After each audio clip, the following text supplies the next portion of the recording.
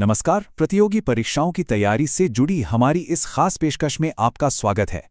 आज हम भारत के एक बहुत ही महत्वपूर्ण हालिया प्रशासनिक सुधार यानी जन विश्वास विधेयक पर बात करने वाले हैं। तो चलिए देखते हैं कि आज हम क्या-क्या कवर करेंगे। हम शुरुआत करेंगे इसकी मूल अवधारणा से, फिर देखेंगे कि ये कानून कैसे बना, इसके मुख्य प्रावधान क्या हैं, इसका असर क्या होगा, इसमें क्या चुनौतियां हैं और आखिर में हम एक क्विक रिवीजन भी करेंगे।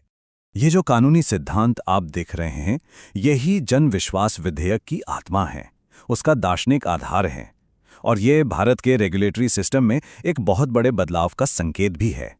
तो सबसे पहले ये समझना जरूरी है कि इस बिल के आने से गवर्नेंस की सोच में, उसके दर्शन में क्या बुनियादी बदलाव आया है। देखिए, दशकों से भारत का कानूनी ढांचा अति अपराधीकरण के सिद्धांत पर काम करता था। इसका मतलब ये कि छोटी छोटी मामूली गलतियों को भी क्रिमिनल ऑफेंस यानी आपराधिक अपराध मान लिया जाता था। इससे होता ये था कि कारोबारियों और आम नागरिकों में हमेशा एक डर का माहौल बना रहता था। ये बदलाव कितना बड़ा है वो इस तुलना से साफ पता चलता है।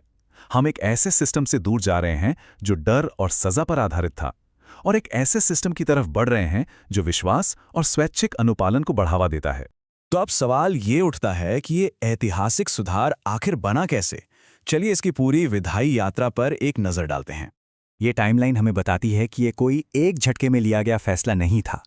इसकी शुरुआत 2023 में एक पायलट रिफॉर्म से हुई और फिर धीरे धीरे सलाह मशवरे के बाद इसे हमारे रेगुलेटरी सिस्टम के एक बड़े ओवरहॉल में बदल दिया गया। अब आते हैं इस बिल के सबसे जरूरी हिस्से पर, वो फैक्ट्स और आंकड़े जो प्रीलिम्स परीक्षा के लिए बहुत ही महत्वपूर्ण हैं।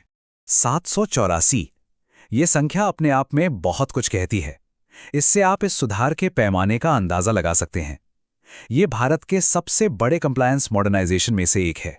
इस टेबल में कुछ बहुत ही महत्वपूर्ण डेटा पॉइंट्स हैं जिन्हें याद रखना जरूरी है, जैसे कि 79 केंद्रीय कानूनों में बदलाव हुए, 23 मंत्रालय इसमें शामिल थे और कुल 717 प्रावधानों को अपराध की श्रेणी से बाहर किया गया।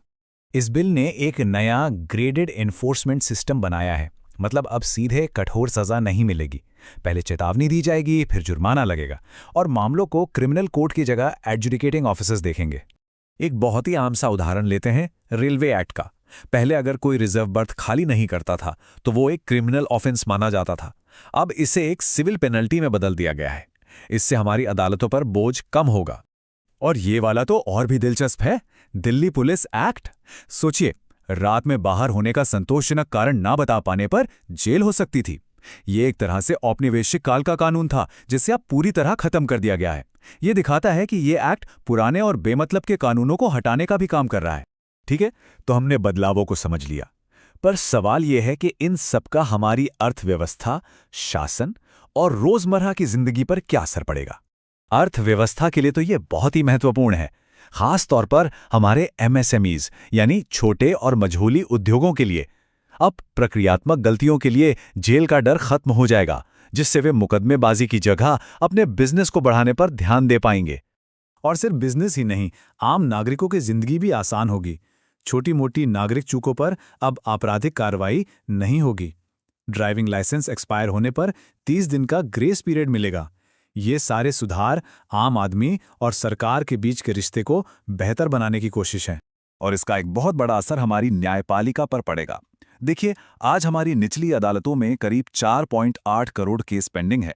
जब हजारों छोटे मोटे मामले प्रशासनिक अधिकारियों के पास चले जाएंगे तो जाहिर है कि अदालतों का बोझ कम होगा और वो गंभीर अपराधों पर बेहतर तरीके से ध्यान दे पाएंगी। अब मेंस परीक्षा के नजरिए से बात करें तो सिर्फ अच्छी बातें जानना काफी नहीं है, हमें इसकी संभावित चुनौतियों और आगे की राह को भी समझना होगा। हालांकि ये बिल काफी प्रगतिशील है, लेकिन एक्सपर्ट्स ने इसके लागू होने और इसके कुछ अनपेक्षित परिणामों को लेकर कुछ चिंताएं भी जताई हैं। एक संतुलित जवाब के लिए इन पॉइंट्स को समझना बहुत जरूरी है। जैसे, एक डर यह है कि बड़ी कंपनियां शायद जुर्माने को बिजनेस करने की लागत मानकर नियमों का उल्लंघन करती रहें, या फिर ड्रग्स और फूड सेफ्टी जैसे मामलों में जहां जेल का डर एक मजबूत निवारक था, वहां इसका क्या असर होगा। चलिए अब आखिर में सबसे जरूरी बातों को एक बार फिर से दोहरा लेते हैं और कुछ प्रैक्टिस सवालों से अपनी समझ को परखते हैं। तो ये 5 बातें इस पूरे टॉपिक का सार हैं। मूल विचार है डर की जगह विश्वास पर आधारित शासन। मुख्य सिद्धांत है आनुपातिकता। मुख्य आंकड़े याद रखने हैं, नया तंत्र समझना है और इसका दोहरा लक्ष्य ईज ऑफ डूइंग बिजनेस और ईज ऑफ लिविंग दोनों है। चलिए पहला सवाल देखते हैं। जरा सोचिए, इसका सही जवाब है केवल कथन 2 सही है। क्यों? क्योंकि ये बिल गंभीर अपराधों के लिए आपराधिक दंड को बरकरार रखता है, ये सभी अपराधों को नहीं बदलता। और अब हमारा आखिरी सवाल, यहां सही जवाब है बी। न्याय निर्णायक अधिकारियों का मुख्य काम ही गैर अनुपालन के लिए मौद्रिक दंड लगाना है। और इसी के साथ हम एक अहम सवाल पर आकर रुकते हैं। क्या यह संस्थागत बदलाव सच में राज्य और उसके नागरिकों के बीच के संबंधों को नए सिरे से परिभाषित कर पाएगा?